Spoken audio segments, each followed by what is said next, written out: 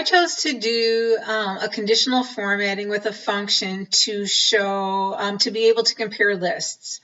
So for example, I have two lists here, an original list, and when I shared that list with a colleague, they returned it with a revised list. But they didn't leave any notes about which things they changed. They just revised the list. So if I want to be able to highlight things on my original list that are not on the revised list, and also highlight things on the revised list that are not on the original list. So let's see what that looks like. And if these lists were really long, I think these lists are hard to read just as they are, but if they were really long, you can see where this conditional formatting would really come in handy. So we'll first start with our original list, and I'm going to select it and come over to conditional formatting and choose new rule.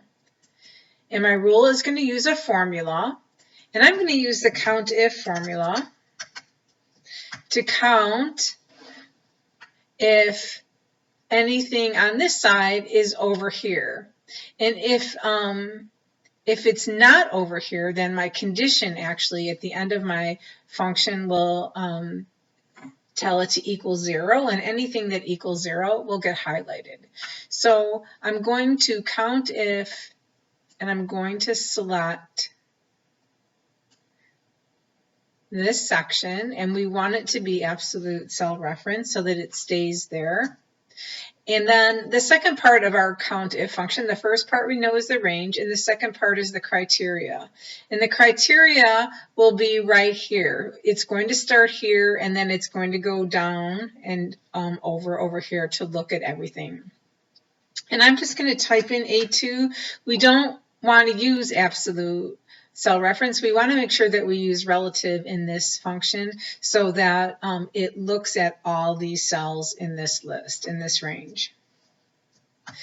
And then our condition is if there's no match, and if it equals 0, then we will format it.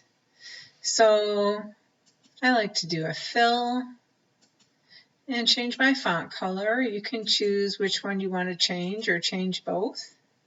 And we'll say OK and OK. And now we can see that our original list has these animals highlighted. These animals are not on this list. So if we want to check to make sure that maybe we're like, really, is a puma over here? Is our conditional formatting working correctly? I'm just going to type the word test in here. And there you can see it got highlighted because no word test is over here. And now we're going to do the same thing on this side. We're going to select our revised list, choose a new rule, use the formula.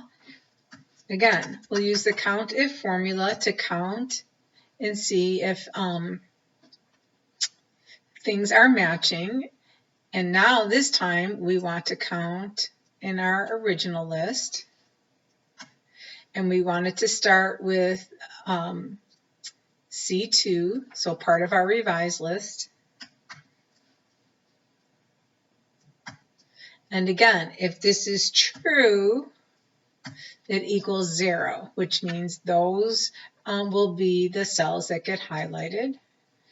And we can choose a different color this time.